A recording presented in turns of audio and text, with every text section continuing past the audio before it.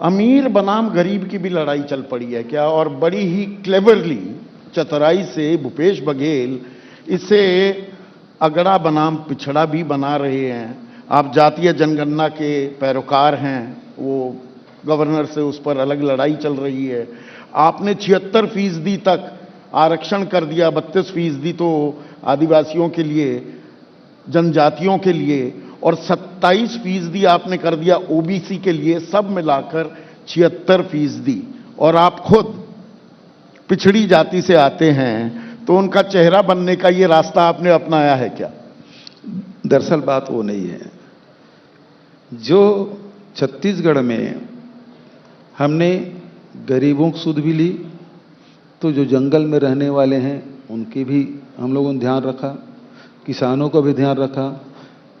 व्यापारी छत्तीसगढ़ बना है तब से आज तक के यदि सबसे ज्यादा यदि प्रसन्न हैं तो इस कार्यकाल में है। यहाँ के व्यापारियों को पूछ लीजिएगा, उद्योगपतियों को पूछ लीजिएगा। हमारी नीति इस प्रकार से है कि हमको मतलब सबको जब तक के नहीं साथ होगे छत्तीसगढ़ बनेगा कैसे?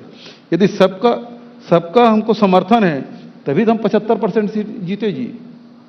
90 में 68 सीट मतलब 75 नहीं, ग्रामीण अंचल वाला ये राज्य है, आप इसे जानबूझकर शहरी बनाम ग्रामीण अंचल की, गांव का मसीहा भूपेश बघेल और शहर वालों भुगतो, मैं तो लगाऊंगा, ये काम करता रहूंगा। ये बांटने का काम बहुत अच्छा से करते हैं। जबकि मैं बताऊं, ये सवाल मुझसे कुछ व्यापारी लोग किए थे, आप किसानों के लिए कर दिए, गरीबों के लिए कर दिए, आदिवासियों के लिए कर दिए।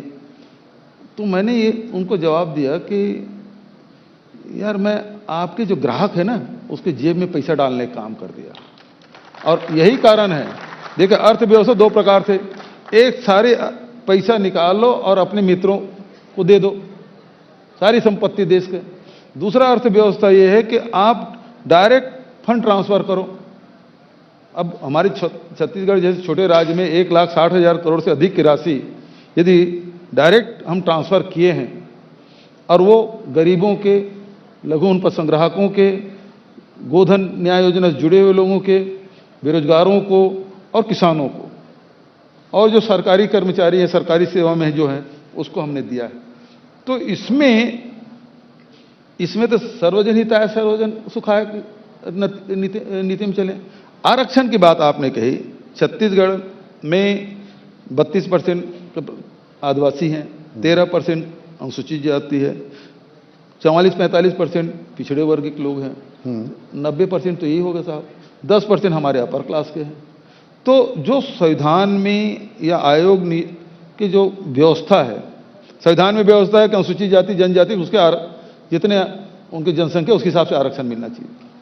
भारत सरकार ने, मंडल आयोग ने 27% पिछड़े वर्ग के लिए आरक्षण तय किया है। और अभी आप खुद भी कह रहे थे कि देश में मतलब छत्तीसगढ़ में 40% लोग गरीबी रेखा के नीचे जीवन यापन कर रहे थे।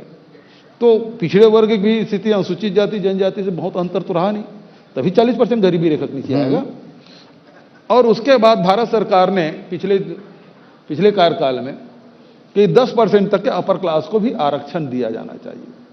हमने हेड काउंट कराया था और हेड काउंट कराने के बाद ये पाया कि अपर क्लास को 4% तक के यहाँ आरक्षण दिया जा सकता है। तो इस प्रकार से 76% हम लोगों ने, वो 4% आपने दिया। हाँ किया ना। हाँ। ऐसा नहीं कि हमको उसको अलग किए, ये हेड काउंट कराया और उसमें आया तो 4% उन लोगों को भी दिया अपर क्लास को। तो इसमें मैंने बांटने कहाँ काम किया? जो संविधान में जो आयोग ने जो रिपोर्ट दी है, भारत सरकार खुद 27% दे रही है और हमने यदि 45% यदि पिछड़े वर्ग के लोग यहाँ हैं तो उसको 27% दे रहे हैं। गलत क्या कर रहे हैं?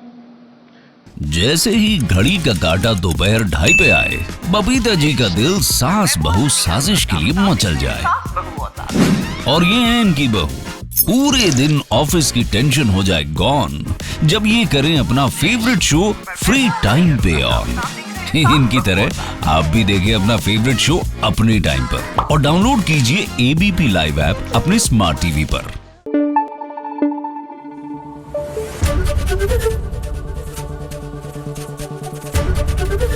एबीपी न्यूज आपको रखे आगे।